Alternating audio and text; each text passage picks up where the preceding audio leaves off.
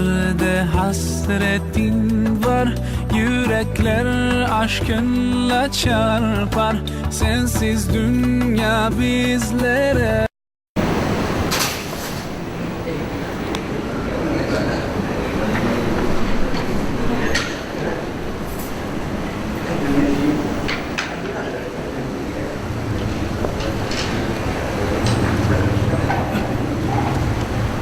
Assalamualaikum warahmatullahi wabarakatuh. Alhamdulillahirabbil alamin wassalatu wassalamu ala asyrafil anbiya'i wal mursalin wa ala alihi wa sahbihi ajma'in. Rabbi shrah li sadri wa yassir li amri wahlul 'uqdatam min lisani yafqahu qawli. Subhanaka la 'ilma lana illa ma 'allamtana innaka antal 'alimul hakim. ولا حول ولا قوة إلا بالله العلي العظيم. Alhamdulillah para jemaah yang dirahmati Allah sekalian, sambungan kita buka surat 358 ya.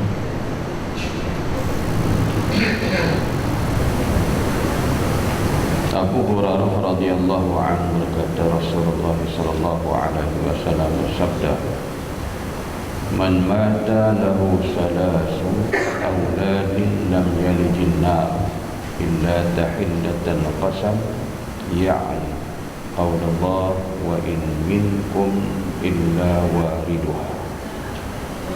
Siapa yang kematian 3 anak kandungannya, maka ia tidak akan masuk neraka kecuali melaksanakan sumpah. Yani Allah telah berfirman, tiada seorang dari kamu melainkan ia akan melewati api neraka.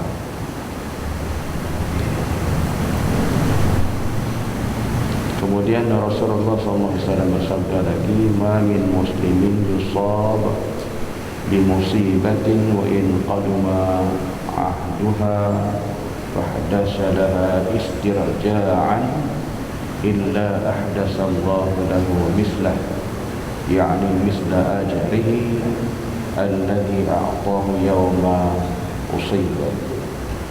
Tiada seorang muslim yang ditimpa musibah meskipun telah lama kejadiannya dan teringat dan memahami ucapan Inna lillahi wa inna ilaihi raji'un, melainkan Allah akan memberikan pahala baru seperti yang dahulu ia terima ketika mendapat musibah itu. Jadi sidang jemaah muslimin muslimat yang dirahmati Allah sekalian, kita sambung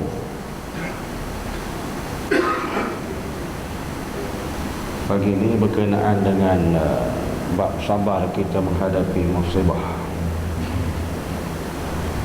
Jadi daripada Abu Hurairah diriwayatkan bahawa Rasulullah bersabda, sesiapa yang kematian 3 anak kandungnya, maka ia tidak akan masuk neraka kecuali melaksanakan sumpah.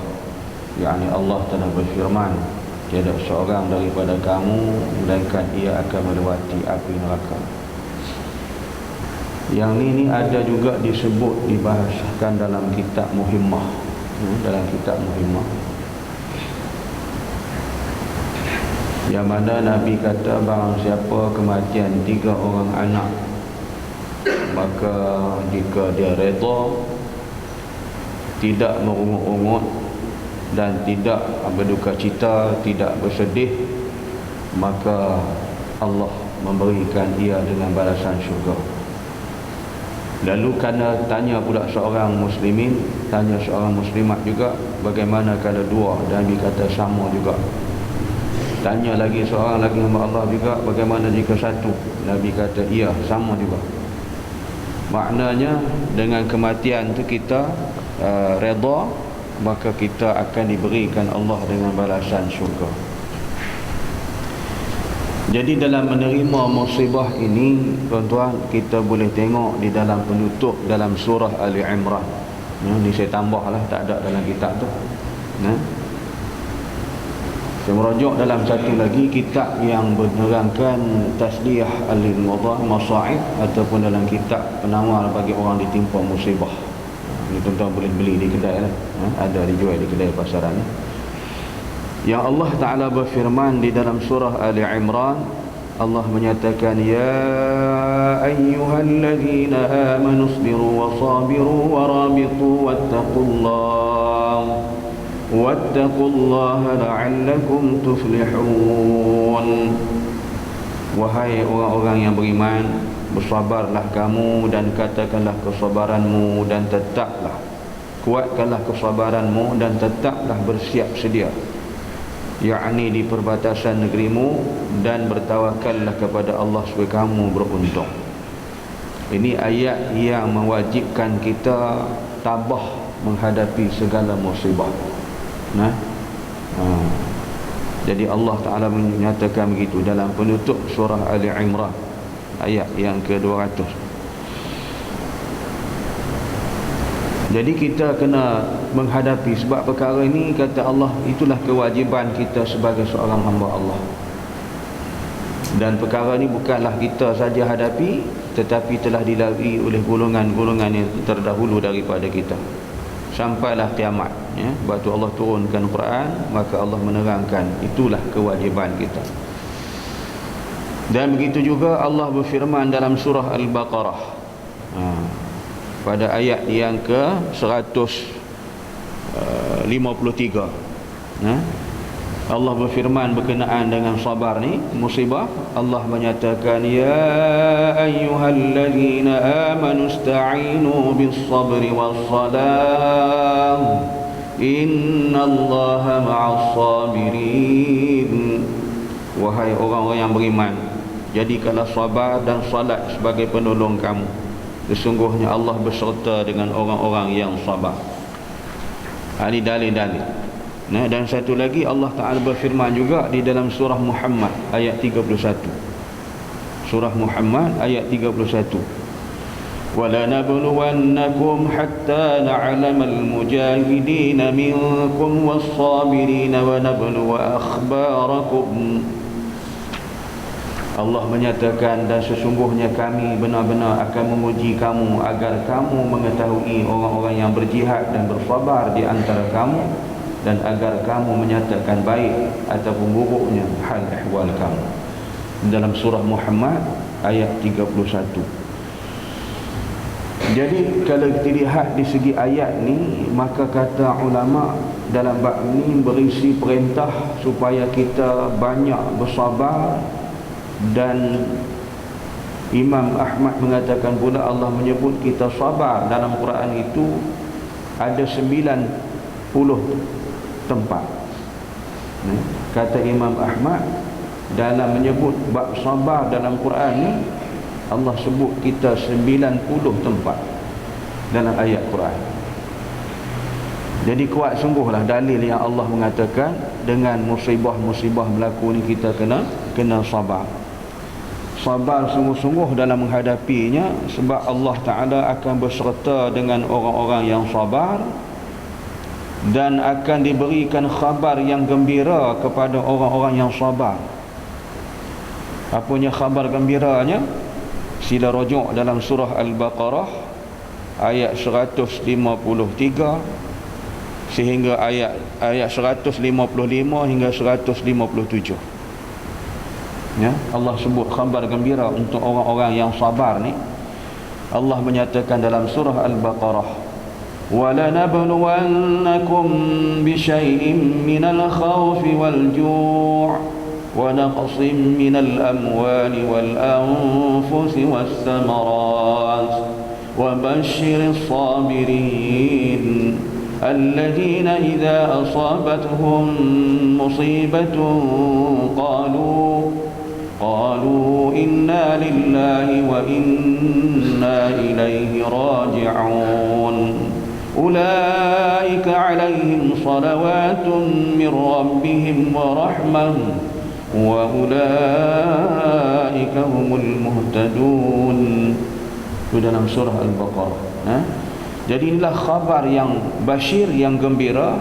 Allah kata, dan sesungguhnya akan kami berikan cobaan kepada kamu dengan sedikit ketakutan, kelaparan, kekurangan harta, jiwa dan buah-buahan, dan berikanlah berita gembira kepada orang-orang yang sabar. iaitu orang-orang yang apabila ditimpa dengan musibah mereka mengucapkan inna lillahi wa inna ilaihi raji'un. Inilah kalimah raja' ataupun tarji'.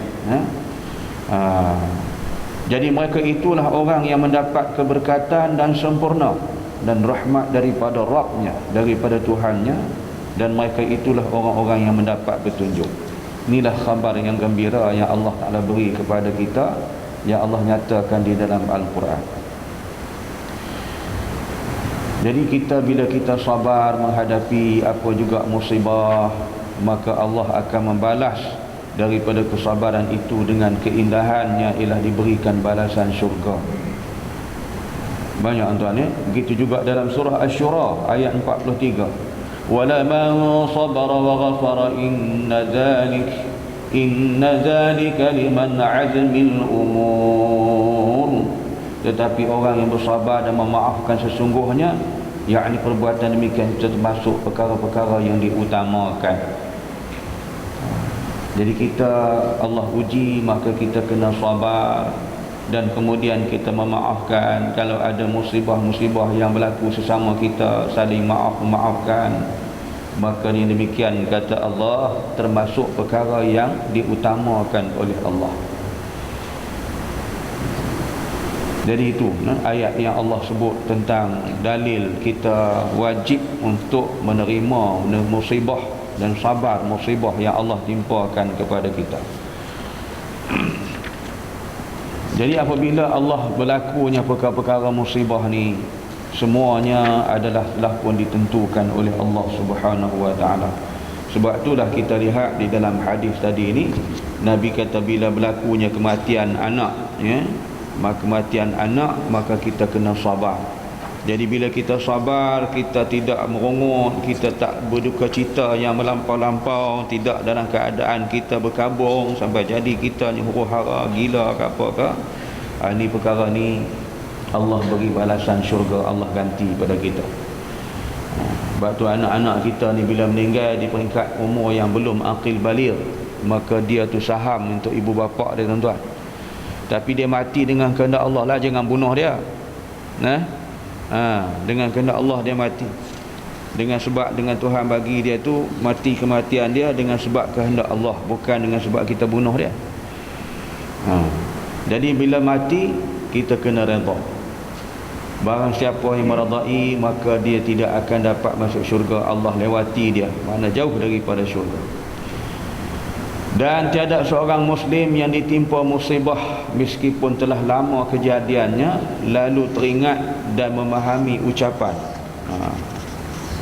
yang kita sebut tadi dengan ayat Allah dalam surah Al-Baqarah. Jadi mereka tu dalam keadaan yang mana mereka tu beringat dengan menyebut kalimah inna lillahi wa inna ilaihi raji'un. Ini dalam surah Al-Baqarah tadi ni. Maka dia kata Allah akan memberi pahala yang baru seperti yang dahulu ia terima ketika mendapat musibah itu.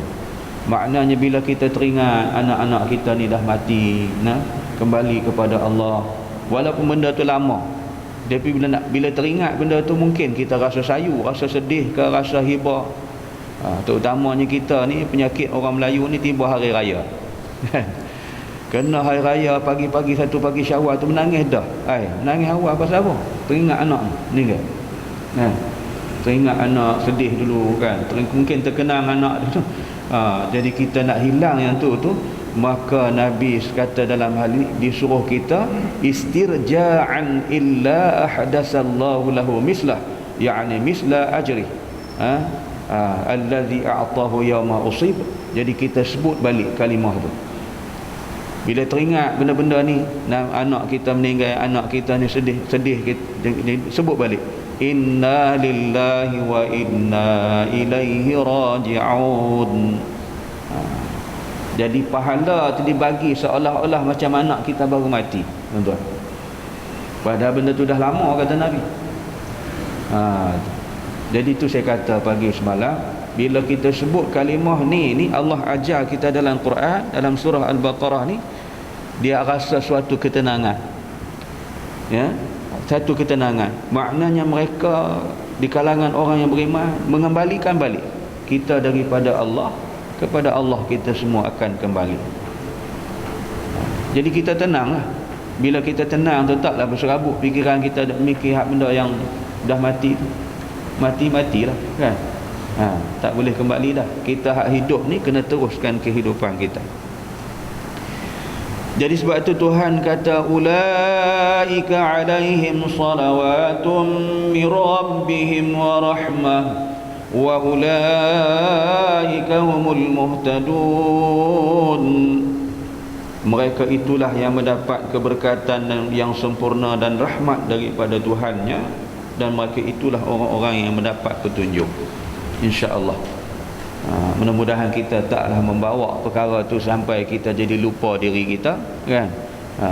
Sampai kita nak berkabung, sampai kita nak apa lagi, nak koyak baju, nak tarik rambut, jangan. Ini perkara-perkara yang tak disuruh oleh Allah Subhanahu wa taala. Dan kena ingat juga Allah menyatakan di dalam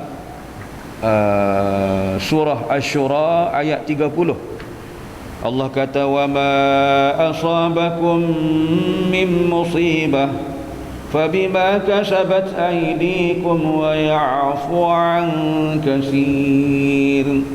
Dan apabila sahaja musibah, apa sahaja musibah yang menimpa kamu, maka adalah disebabkan oleh perbuatan tangan kamu sendiri, dan Allah memaafkan sebahagian besar daripada kesalahan-kesalahan. Ni ada musibah yang berlaku, ya, mungkin kita tanam tanaman kita musnah, tak jadi kita tanam musnah. Ada datang pula timpa dengan masalah penyakit, musibah, kelaparan, masalah apa lagi berlaku dengan kemiskinan. Ini berpunca daripada tangan kita, kata Allah. Tapi dengan sebab kita ni bersabar, menerima dengan hati yang redha dan tenang, Allah memberi kemaafan kepada kita. Itulah kehebatannya Allah Ta'ala bagi kepada orang yang sabar menerima musibah. Tapi kalau kita dah merungut maki hamun, Allah dah habis. Bukan dapat pahala, dapat bala lagi boleh. Takkan kita nak maki Tuhan kot, rosaklah akidah kita. Na'udzubillah. Jadi terimalah itu semua daripada kehendak yang Allah Ta'ala beri kepada kita sebagai satu daripada ujian. Dan kita sabar itu Allah menjanjikan pula dengan pahala-pahala yang besar yang dikurniakan Allah kepada kita di akhirat besok.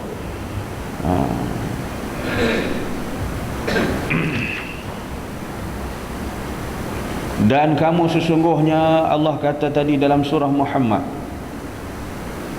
kami benar-benar akan menguji kamu agar kamu mengetahui orang-orang yang berjihad dan bersabar di antara kamu, dan agar kami menyatakan baik buruk tentang al-ahwal kamu. Itu dalam surah Muhammad ayat 31. وَلَنَبْلُوَنَّكُمْ حَتَّى نَعْلَمَ الْمُجَاهِدِينَ مِنْكُمْ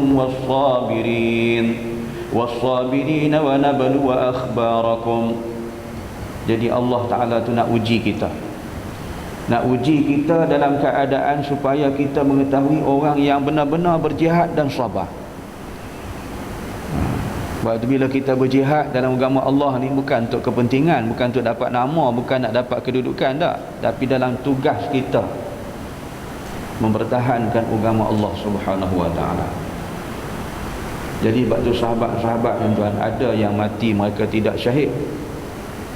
Ada yang mati syahid sebab mereka ni diberitahu, malaikat turun membawa beritahu kepada Nabi sallallahu alaihi wasallam, ini orang tidak syahid, ini orang syahid. Jadi sebab tu perkara ni tuan-tuan, kita tidak boleh tipu.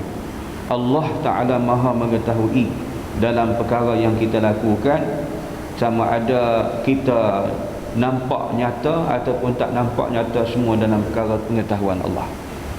Jadi Allah nak uji kita tu katanya dalam surah Muhammad, dalam keadaan benar-benarkah kita mujahidin, kita berjihad dan kita sabar. Jadi Tuhan nak tengok situlah.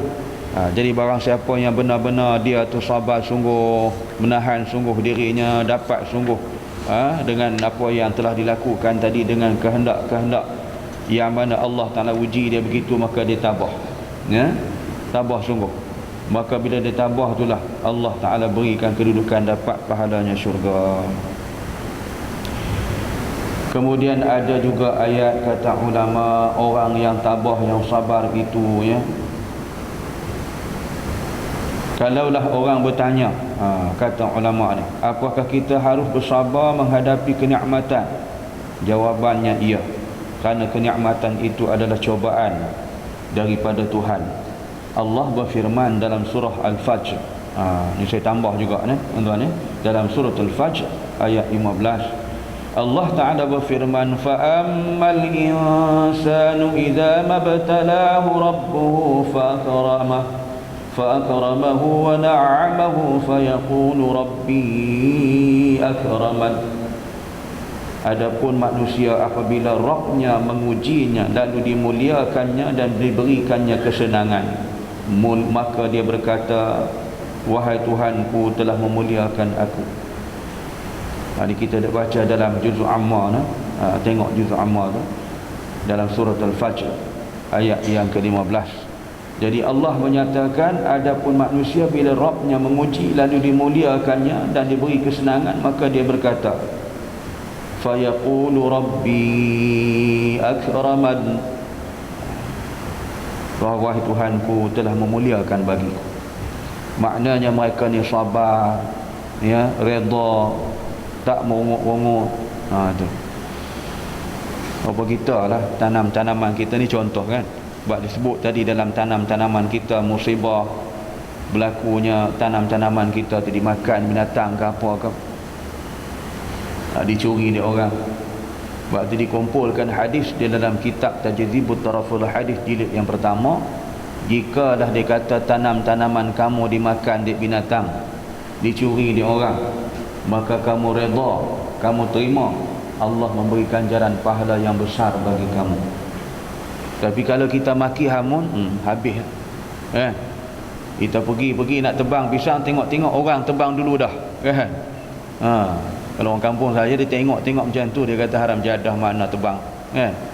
Orang Kedah ni mudah bahasa terbit, bahasa kasar dia tu. Dia maki macam tu. Bila dia maki tu, hilanglah, luputlah pahala. Tak dapat pahala. Kita kena redha.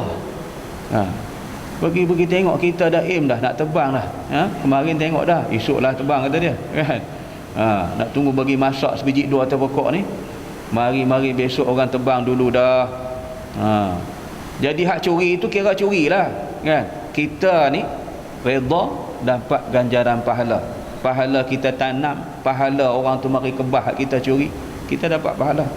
Tapi kalau maki hamun, habis, tak dapat. Sama dengan binatang makan, tu yang orang tukang kebun kita, tuan-tuan kebun, dia tahan perangkap lah, dapat nasi beruk ni kan, monyet ni makan, dibubuhnya monyet tu, dia sapu cat jadi celoreng lah, warna-warni. Lepas tu diikat pula tin kosong 2-3 biji dekat tengkok ni, dia lepas balik dalam hutan. Dia kata aku geram sangat, dia kata dia makan buah ni kan. Nak buat macam mana kawan binatang tu ada otak tak ada akal, kan? Jadi menyeksa binatang tu, dia lepas balik. Bila lepas balik, binatang ni pergi nak cari kawan dia, pakat lari habis. Tuan-tuan, buat pelik lain daripada lain. Hak monyet ni badan berwarna-warni dengan tin tu keletang-ketung, kan, duk bunyi riuh lah hutan. Pakat lari, dia kata padan muka. Tapi menyeksa binatang tu, kan, kesudahan binatang tu mati beragan. Tahu mati beragan? Mati sekor-sekor sama dia seorang-seorang dia gitulah.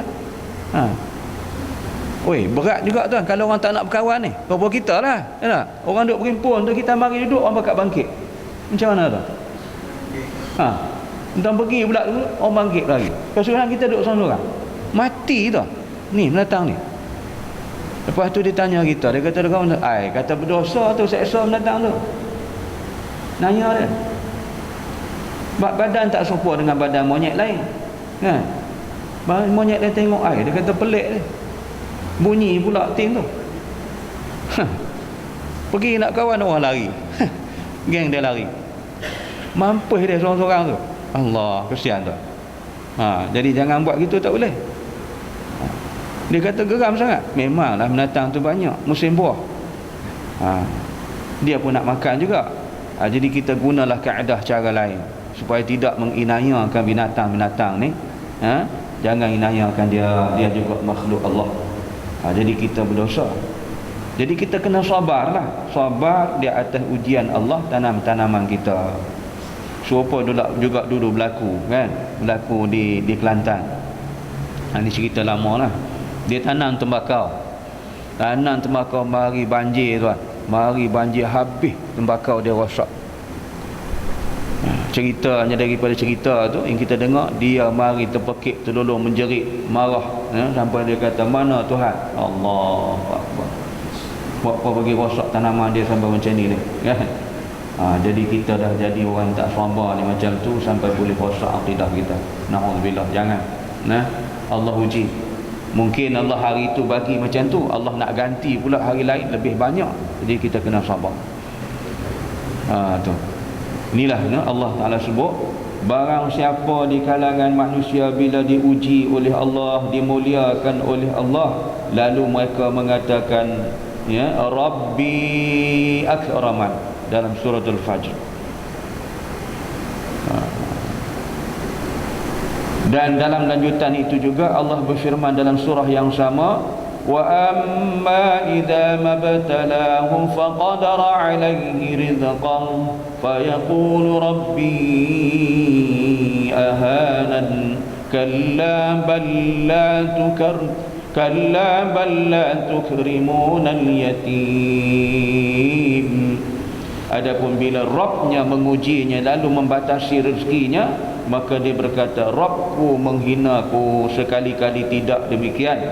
Bahkan perbuatan kamu wahai orang yang hidup mewah lebih salah bagi kerana kamu tidak memuliakan anak yatim, malah kamu menahan apa yang dia berhak menerimanya. Ni kalau kita menerima musibah kena ingat, sebab kita ni kata mungkin kita menerima musibah oleh kerana sebab tangan-tangan kita sendiri yang melakukan. Bila kita hidup mewah, hidup senang, tiba-tiba Allah uji kita dengan kemiskinan. Pasal apa? Sebab Allah peringatkan kita balik dalam suratul Fajr. Kata Tuhan, wa amma idza mabtalahu faqadara alaihi rizqah fayaqulu rabbi ahanan kalla bal la tukrimuna al-yatim. Kita ni menahan tak bagi dekat anak yatim.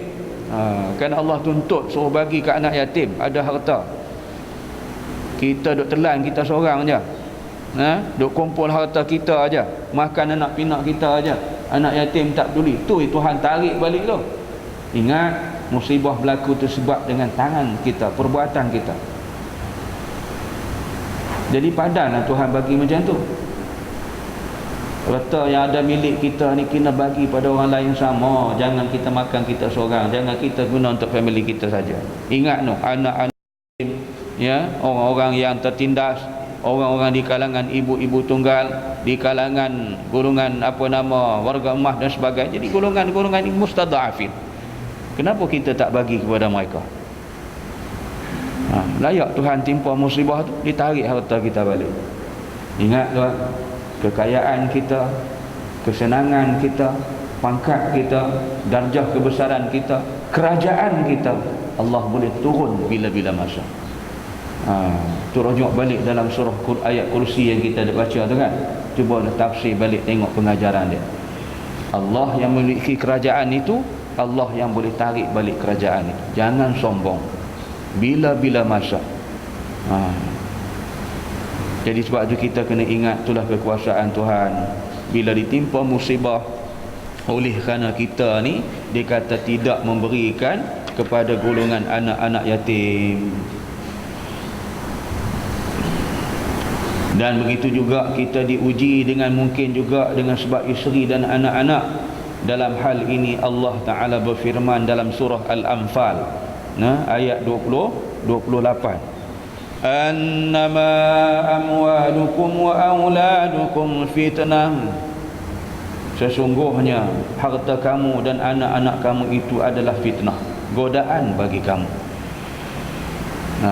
Pasal apa Tuhan sebut fitnah ni?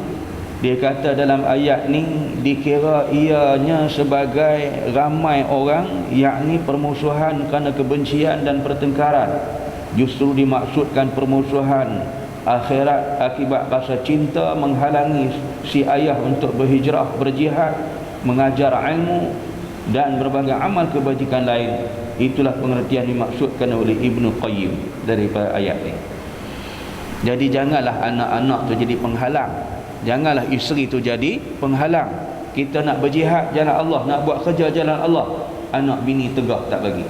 Tak payahlah, kata isteri dia, abang tinggal kami lama-lama, macam mana kami, jadi kita jadi penghalang kan? Suami nak pergi, ada harta nak buat jalan Allah, tak payahlah, kata anak dia, ayah duit kita, harta kita buat apa, nak bagi ke orang, nak belanja ke orang, kita guna untuk kita. Ini penghalang-penghalang ni kita jangan jadi ianya sebagai fitnah. Jadi kita sepatutnya ar-rijalu qawwamuna 'alan nisa, kita orang laki-laki ni diberi kekuatan daripada orang perempuan, maka kita sepatutnya dipilih laki-laki menjadi pemimpin. Maka kita mesti ada kuwah, kekuatan untuk kita memimpin mereka, bukan mereka memimpin kita. Mereka boleh beri pandangan, mereka boleh beri nasihat, mereka boleh berikan suatu cadangan, kita boleh memikirkan balik. Tak semestinya pandangan cadangan tu kita terima. Waktu laki-laki Allah berikan quwwah, kekuatan. Allah kata ar-rijalu qawwamuna 'alan nisa. Jangan kita duk jadi bini tu halang kita. Kita nak buat kerja agama, nak jihad jalan Allah, dia tegah kita. Ada harta kita nak berjihad, nak sumbang jalan Allah, dia larang kita. Ni tak boleh. Tu Tuhan peringat kita tu, peringat kita. Annama amwalukum wa auladukum fitnah. Kata Ibnul Qayyim, itulah dia. Dengan anak isteri ni jadi permusuhan. Kita nak buat kerja-kerja akhirat tak boleh, nak buat kerja-kerja agama tak boleh, dia halang kita. Tu jadi fitnah. Tu saya kata pagi semalam, kalau sayang ke bini, sayang ke anak, bawa dia ke jalan Allah. Jangan dibiarkan mereka terkeluar daripada jalan Allah. Didik mereka mengikut cara mana yang Tuhan sayang, minta kita ni balik ke jalan Allah Subhanahu wa ta'ala. Jadi sebab tu kita kena ingat segala ujian, segala cabaran, segala musibah semua ni adalah ianya sebagai Allah jadikan musibah tu dikata ujian bagi kita. Dan ingatlah, rezeki itu Allah Ta'ala menjamin. Kalaulah kita kata duit kita bagi ke jalan Allah, dia tak berkurang tuan. Dia tak berkurang, Allah tambah. Tapi Allah tambah ni kita tak nampaklah bentuk pahala. Pahala ni kita nak nisbah besar mana?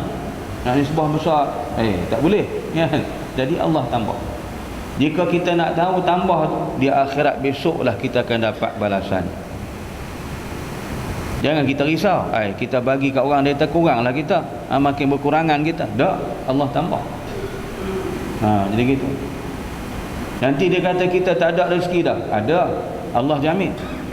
Allah sebut dalam surah Hud, ayat yang ke-6. Allah kata wa ma min dabbatin fil ard illa 'ala Allahi rizquha. Dan tidak ada suatu binatang melata pun di bumi melainkan Allah yang beri rezekinya. Binatang yang melata di muka bumi itu pun, yang tak ada kaki itu pun, berjalan mereka dengan cara dia, merayap di muka bumi itu pun, Allah kata illa 'ala Allahi rizquha, melainkan Allah yang menjaminkan rezeki baginya. Takkan kita hak manusia dikurniakan akal, Allah beri kita cukup panca indera, takkan kita tak boleh mendapat rezeki? Allah bagi insya-Allah. Jadi gitu tak putus-putus Allah Ta'ala bagi. Dengan sebab tu kita kena beriman, kena sabar.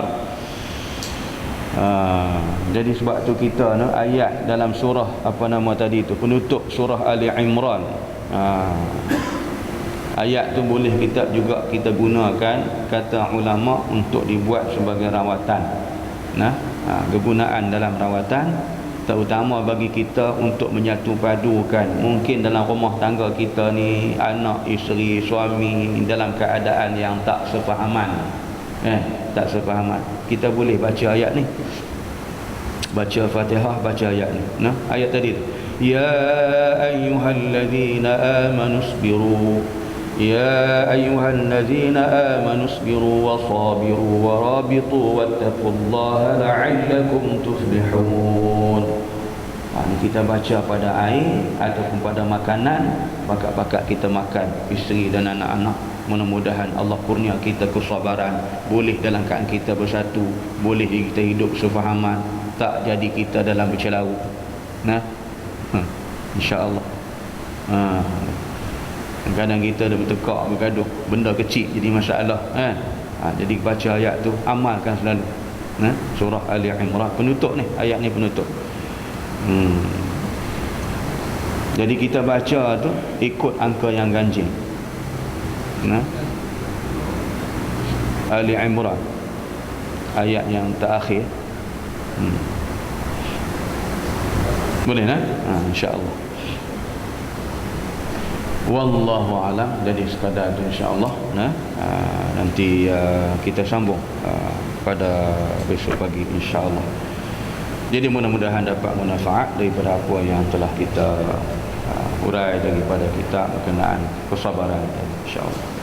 Subhanakallahumma wa bihamdika asyhadu an la ilaha illa anta astaghfiruka wa atubu ilaik. Bismillahirrahmanirrahim. Wal 'asri insana lafi khusr illa alladhina amanu wa 'amilus solihat wa tawassaw bil haqqi wa tawassaw bis sabr. Shadaqallahul 'azim. Assalamu alaikum warahmatullahi wabarakatuh.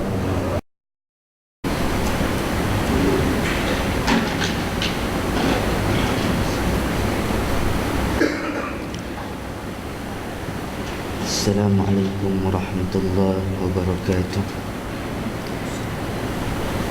Auzubillahi minasyaitonirrajim. Bismillahirrahmanirrahim. Alhamdulillahirabbil alamin wassalatu wassalamu ala asyrafil anbiya'i wal mursalin wa ala alihi wa sahbihi ajma'in. Bismillahirrahmanirrahim. Kita menyambung kembali pengajian kitab Tanbihul Ghafilin pada muka surat 329, hadis Abu Ubaidah Al-Asadi berkata Rasulullah sallallahu alaihi wasallam bersabda, "Fid daraini amin." Semalam kita telah membaca hadis ini, hadis yang agak panjang. Hadis daripada sahabat Nabi sallallahu alaihi wasallam Ubaidah Al-Asadi. Nabi berpesan kepada kita, yang pertamanya, siapa yang telah meresap dalam hatinya cinta dunia, maka terikat harinya dengan 3 perkara. Pertamanya, kesibukan yang tidak akan terlepas kesukarannya. Kedua, angan-angan yang tidak ada hujung pangkalnya. Ketiga, kerakusan yang tidak dapat mencapai kekayaan atau kecukupan. Semalam saya sudah sebut, masalah suami isteri apabila kita sibuk, terlampau sibuk kita mengejar harta dunia ini, maka pelbagai masalah akan timbul. Kesan daripada kita terlampau sibuk mencari harta-harta dunia, maka kesannya kepada anak-anak, zuriat dan generasi kita sendiri, dan kita sendiri yang mengundang risiko. Kesan daripada perbuatan kita yang terlalu sangat nakkan kepada harta dunia,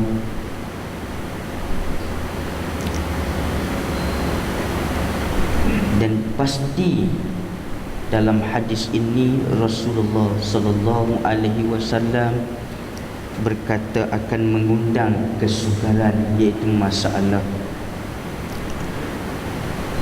Yang kedua, angan-angan yang tidak ada hujung pangkal.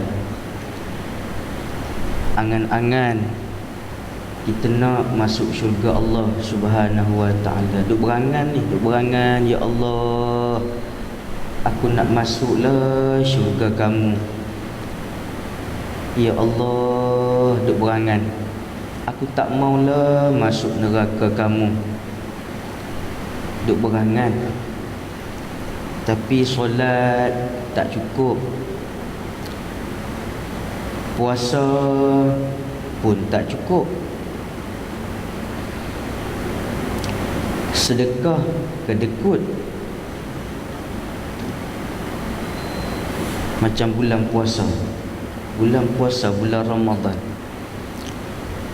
berapa ramai orang Islam Melayu kita tak puasa? Ramai. Yang duk jual di pasar malam, kita pergi beli.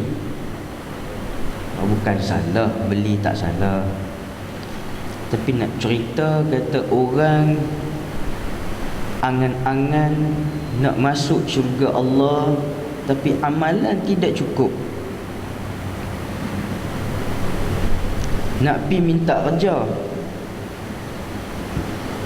jumpa bos di hadapan nak interview kita, tapi pi nak interview pakai selipar. Bolehkah? Ada agak-agak bos tu nak terima kita. Pi nak minta kerja, baju pakai t-shirt, macam mana? Tu dengan bos manusia di dunia. Kalau bos alam maya ini Allah Subhanahu wa ta'ala, bagaimana? Semayang kadang-kadang buat cincai. Cincai lah. 2 minit siap mi segera, mi Maggi. Lepas sembahyang, lepas solat, tak mau langsung nak beramai, zikir kepada Allah, wirid kepada Allah. Lepas sembahyang tak mau langsung nak bersalam dengan kawan-kawan di kiri kanan, tak bertegur sapa di kiri kanan kita. Macam mana kita nak berangan-angan nak masuk syurga Allah Subhanahu wa ta'ala, sedangkan amalan kita nak menuju dalam syurga tak cukup?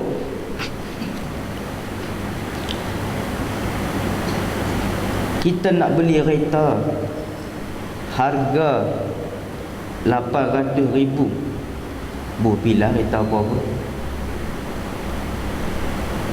Kita suruh pun boleh kan? Duit ada RM100, bolehkah nak beli? Tentunya tidak boleh, sebab tidak mencukupi syarat nak beli kereta. Begitulah Allah reka cipta syurga Allah Subhanahu wa ta'ala ini.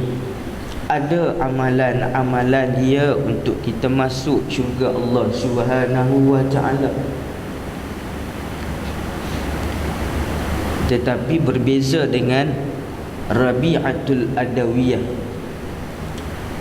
Rabi'atul Adawiyah dikatakan oleh para ulama salah seorang awliya illahi salihin, walaupun dia perempuan. Dikatakan begitu. Kenapa? Sebab dia merintih di hadapan Allah Subhanahu wa ta'ala, ya Allah, aku nak masuk syurga kamu ini bukan dengan amalan aku. Aku nak masuk syurga kamu ini, wahai Allah, dengan cintaku kepadamu, wahai Allah Subhanahu wa ta'ala. Itu Rabi'atul Adawiyah. Kita tak sama dengan dia. Kita tak sampai. Berangan. Tapi boleh tak nak berangan-angan masuk syurga? Boleh, tak ada masalah berangan-angan. Jangan jadi angan-angan mak jenin, sudahlah. Angan-angan mak jenin tak boleh. Tapi angan-angan yang kita nak adalah angan-angan yang berdasarkan azam dan jazam yang kuat.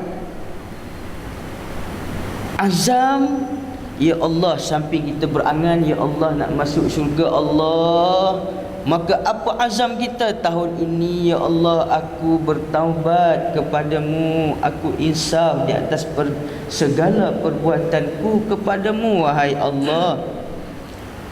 Jazam, maka i'tiqad dalam hati kita memang sungguh-sungguh aku nak bertaubat kepadamu wahai Allah, nak masuk sungguh syurgamu, nak beramal sungguh. Itu jazam, i'tiqad dalam hati. Yang ketiga, Nabi SAW sebut kerakusan yang tidak dapat mencapai kekayaan atau kecukupan. Rakus manusia. Manusia ni gopoh, manusia ni rakus. Tidak pernah cukup dengan apa yang nikmat Allah kurniakan. Tak pernah cukup. Berapa ramai yang menghitung nikmat Allah yang rasa, ya Allah, cukup dah aku hari ni rezeki yang kamu bagi. Allah bagi nikmat padaku wahai Allah, engkau beri nikmat padaku hari ini ya Allah, dapat solat subuh berjamaah. Berapa ramai yang rasa bersyukur pada Allah. Allah bagi nikmat kita lengkap seluruh anggota tubuh badan. Telinga boleh dengar, mata boleh tengok, hidung boleh sedut udara, boleh lepaskan udara. Berapa ramai di antara kita yang rasa cukup nikmat Allah. Hari ini Allah bagi rezeki pada kita, gaji RM10. Berapa ramai yang kita ucap Alhamdulillah ya Allah, syukur puji pada kamu wahai Allah, ini rezeki aku hari ini. Dapat pula RM10. Mari seorang sahabat hamba Allah, bang, hari ni saya sakit abang, duit tak ada ni, nak beli ubat.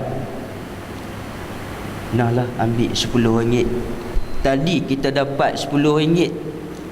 Hamba Allah, sahabat kita nak beli ubat sakit, bagi kat dia RM10. Berapa ramai yang rasa, ya Allah, syukur hari ni aku boleh buat pahala sedekah pada hamba-Mu. Berapa ramai? Berapa ramai yang macam tu? Agak-agak kita boleh buat gitu ke tak? Sebab itu muslimin muslimat yang dikasihi oleh Allah Subhanahu wa taala, kita tengok sahabat Nabi, bagaimana pendidikan yang Nabi bagi pada sahabat-sahabat dia. Sayyidina Umar, Sayyidina Abu Bakar, Abdul Rahman bin Auf, mereka bukan orang miskin, mereka bukan calang-calang orang, mereka orang hebat, mereka orang kaya. Tetapi apa yang Abu Bakar kata pada Nabi SAW ketika Nabi bertanya, apa yang tinggal pada kamu wahai Abu Bakar? Yang tinggal padaku hanyalah kamu dengan Allah Subhanahu wa taala. Itu dia. Syekh Abdul Qadir Al-Jailani, dia bukan orang miskin. Dia bukan orang miskin, dia keturunan diraja. Tetapi bila sampai hidayah pada Allah, dia buang semua harta, pangkat, darjat itu dia buang kesemuanya, hanya mengabdi diri kepada Allah. Sebab hadis Nabi sebut kerakusan yang tidak dapat mencapai kecukupan. Bagilah manusia ni apa saja dia tak cukup. Pinjam bank 250 juta nak bela ayam, kononnya lah nak bela ayam. Ayam tak jadi, apa tak jadi, menyusahkan orang. Ni orang kita, orang Melayu, orang Islam sifatnya begini. Manusia sifatnya begini, rakus. Tak cukup dengan apa yang Allah bagi. Bukan kata nak Allah bagi nikmat pada kita yang banyak, kita boleh berkongsi kepada hamba Allah, saudara kita yang lain. Dak, pegang sungguh-sungguh, simpan sungguh-sungguh. Hak ni aku punya, aku yang cari, peluh meretik habis. Bercerau peluh aku cari duit ni. Harta ni aku yang cari sendiri. Aku nak bagi kat hang buat apa? Hang nak hang kerjalah sendiri. Dia RM10 kita rasa banyak nak keluarkan, RM20 sebanyak sangat kita nak keluarkan. Allahu Akbar ni kita.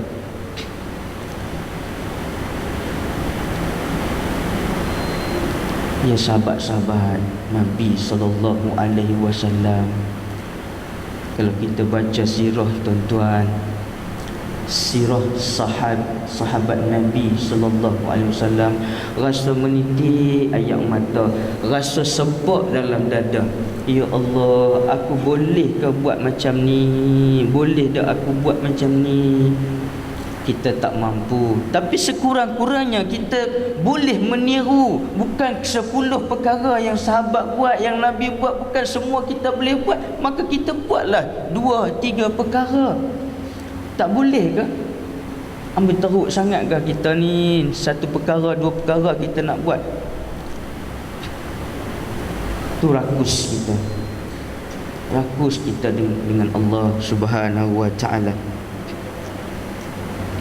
Sedang dunia dan akhirat sama-sama kejar mengejar, maka siapa yang mengejar akhirat dikejar oleh dunia sehingga menerima cukup daripadanya rezekinya, dan siapa mengejar dunia dikejar oleh akhirat sehingga tiba matinya yang mencekiknya dengan tiba-tiba dan mengejut.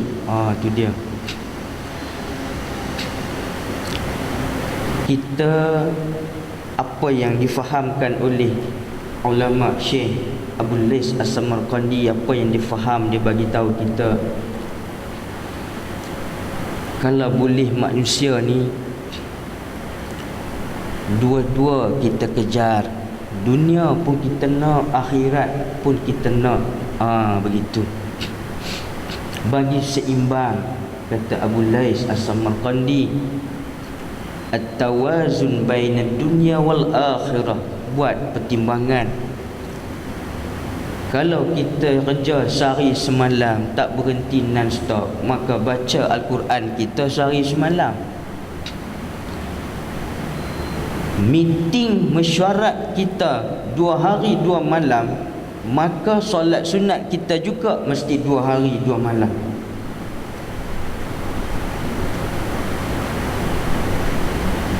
Kalau kita pergi melancong Australia, Sydney dan sebagainya, maka kita kena pergi juga buat umrah, pergi buat haji. Kena bagi seimbang. Kita belanja kawan-kawan makan di hotel 1,000 semalam, Allah tak ada masalah. Hai ustaz, 1,000, 10,000 saya boleh cari dalam masa sejam. Belanja kawan-kawan, ambil tak apa, makanlah apa. Maka sedekah kita juga pun macam tu. Buat zakat jangan lupa. Sedekah kita pun sama, kena bagi macam tu juga. Kena adil. Kalau suami dia belanja kawan-kawan, boleh makan tak apa, aku belanja hari ni cakotiao special, 10 orang makan kita belanja. Maka jangan kedekut dengan isteri, jangan kedekut dengan anak-anak. Suami kena faham, kita cari makan, cari rezeki, rezeki yang kita bagi pada anak-anak, keluarga, isteri dan sebagainya, itu adalah ibadah. Tu ibadah tuan-tuan, ibadah. Kadang kedekut. Saya ada seorang jumpa kawan-kawan,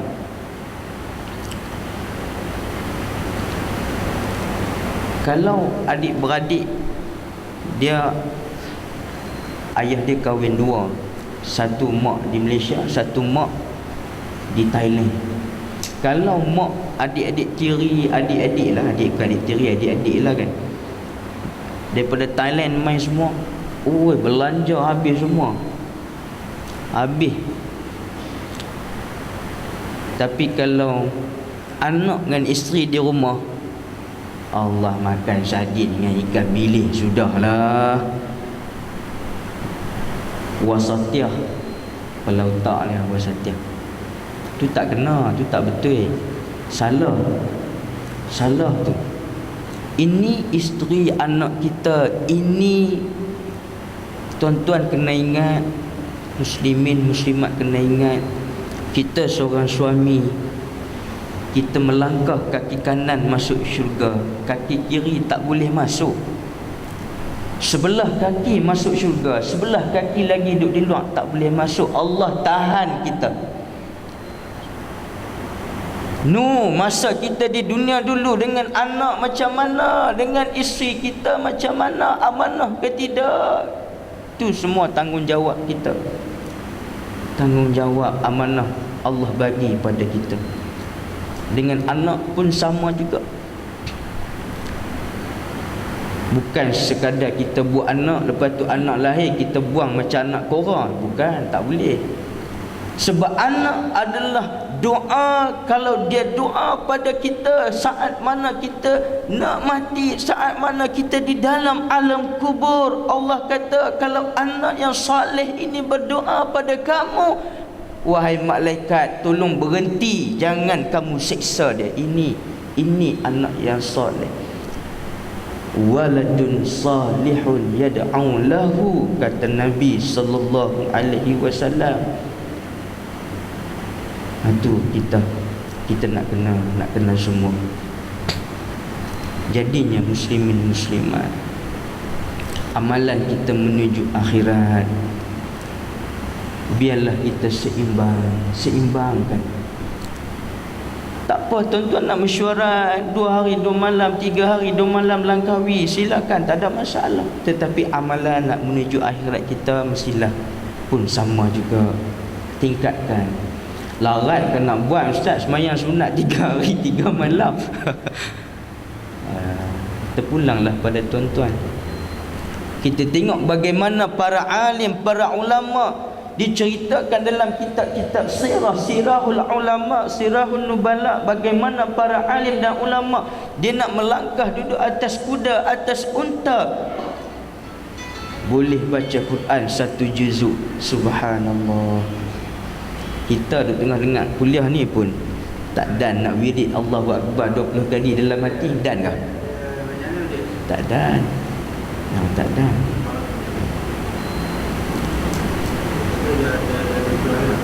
Apa yang masuk ke dalam dunia di kali atau lagi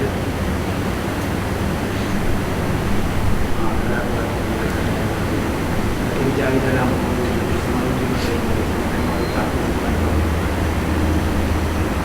jangan.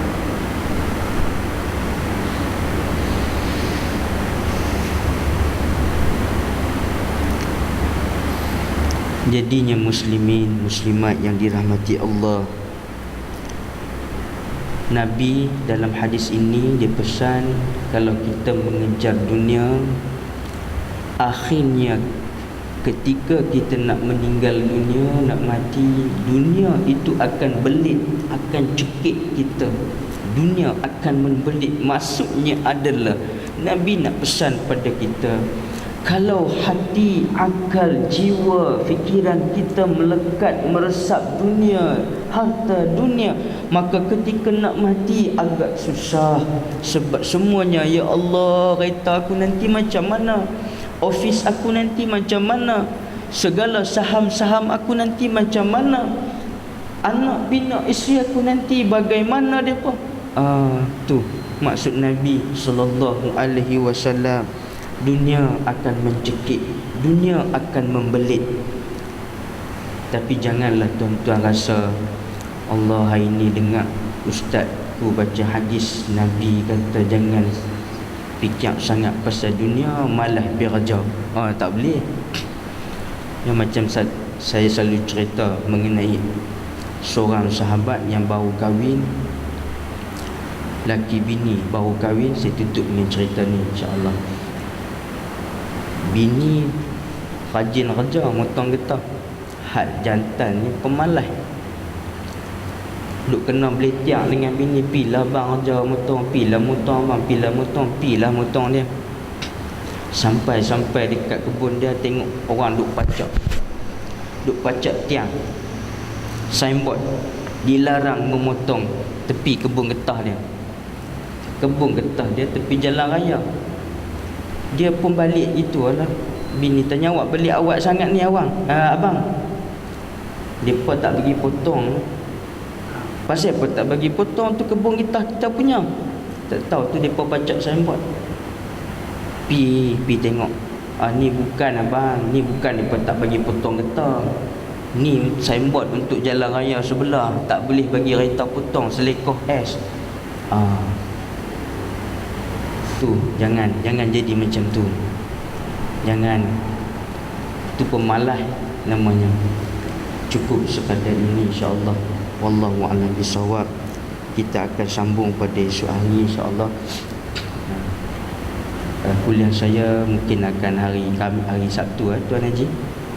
Hari Sabtu insya-Allah. Nanti tuan-tuan akan dapat tuan guru tuan-tuan semulalah insya-Allah.